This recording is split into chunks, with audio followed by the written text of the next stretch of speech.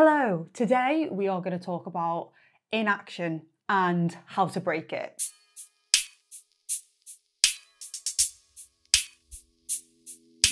I think I found 6 causes of inaction. I don't know if this has covered all the causes, but these are the 6 that I've definitely run into in the past. And each one of these 6 has a solution. The first inaction causer is that a task is too hard. If something that I'm trying to do is above my current skill level, it's going to be really hard for me to sit and try and get on with that.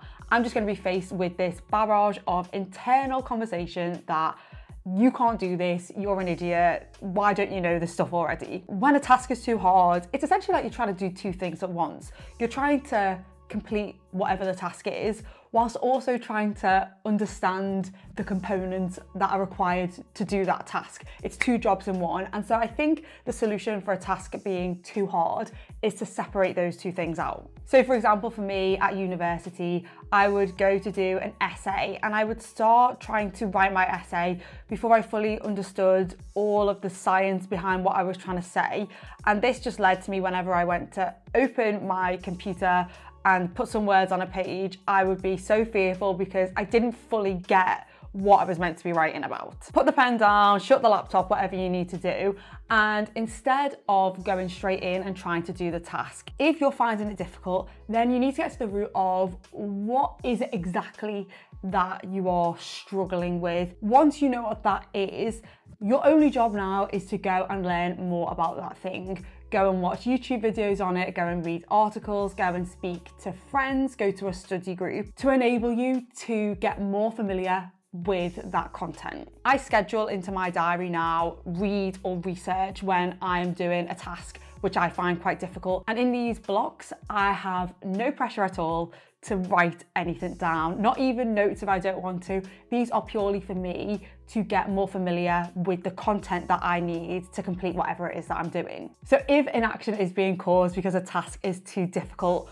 understand exactly what it is that is making it too difficult. A particular topic, a software that you're using, a technique you need to get down, whatever that thing is, go away, put out time to get familiar with that thing. And that should hopefully enable the inaction cycle to be broken, because the thing that's difficult won't be as difficult as it was. The next cause of inaction, which I didn't even realize was a cause of my inaction for a very long time, is when a task means too much to me. If something means a lot to me, I thought surely that's going to mean I want to spend a lot of my time working on that thing because I enjoy it and it is going to become a really important aspect of my life.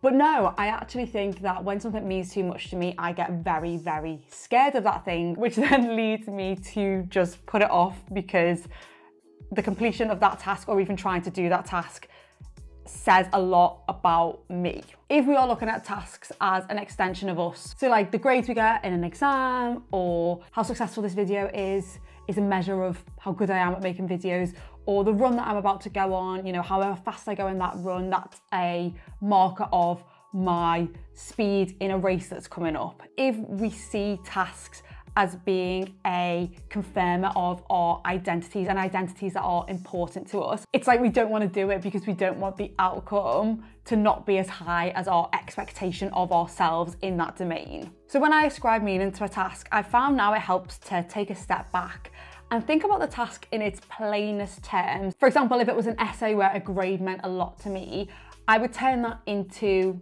writing words on a page. Take it back to the simplest action possible. And when the feeling of this is too much arises, or that meaning starts to seep in and you're like, I'm useless when you're trying to write the essay, just take a step back and say the alternative version of what that task is and remove the emotion from the situation. And what these very simple task terms do is gives you an instruction. So write words on a page. That is exactly what you have to do to get an essay done. No other meaning matters, it is writing words on a page. One task very rarely represents a shift in your entire career or your entire life, but we let ourselves get into the headspace that this one task will determine lots and lots of factors down the line.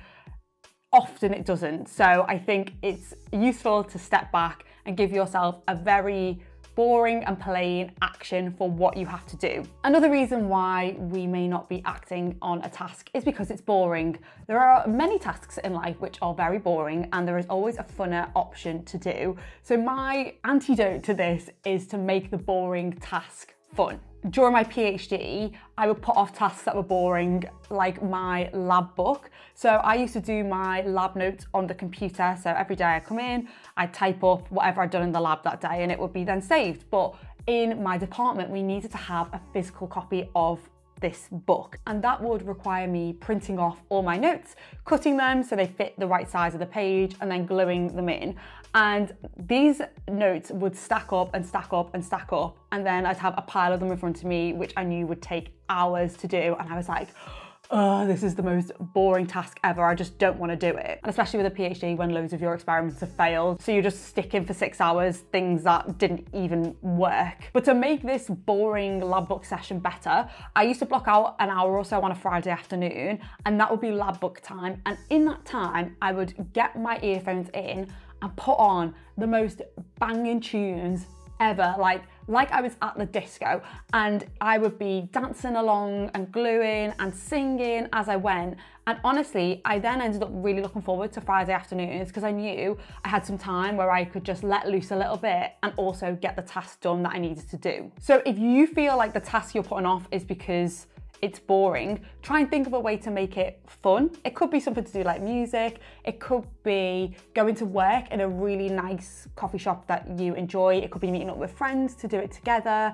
If that is the case, there will be something that you can do to make it a little bit more fun, and then the task will hopefully get done and the inaction will be broken. Oh, this one is a reason why I get stuck in inaction all the time, is when a task is too overwhelming. And this is because when I have a big project in front of me, instead of thinking about the first step of that project, I'm normally thinking about the very end. I'm normally thinking, okay, I need to write 20,000 words, say with my PhD literature review. I need to write 20,000 words. I'm not thinking, what's the first word gonna be? I'm thinking about finishing pages and pages of writing. And that for me causes huge overwhelm, and like, I'm never gonna get that done. In the case of overwhelm, to break inaction, I think it's really important to break down whatever that task is in front of you into the smallest steps possible. So with my PhD literature review, I broke that down into the different topics that I was going to be writing about, micro topics within those topics that I was going to be writing about,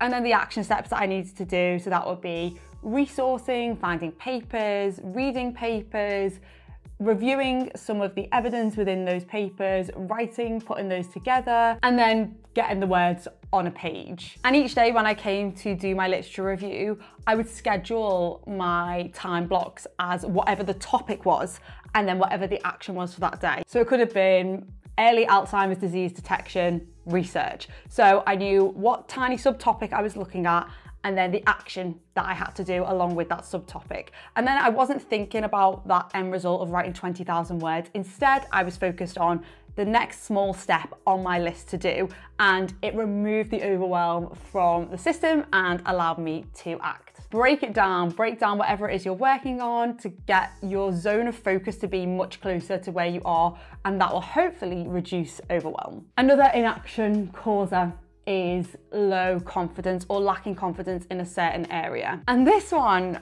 for me, it involves something I hate doing, which is actually stepping away from the work. Because when I lack confidence with doing certain bits of work, I find just going at the work doesn't really help me, because the whole time I'm thinking, well, I don't really know what I'm doing, what's going on, etc. And I don't really believe in myself.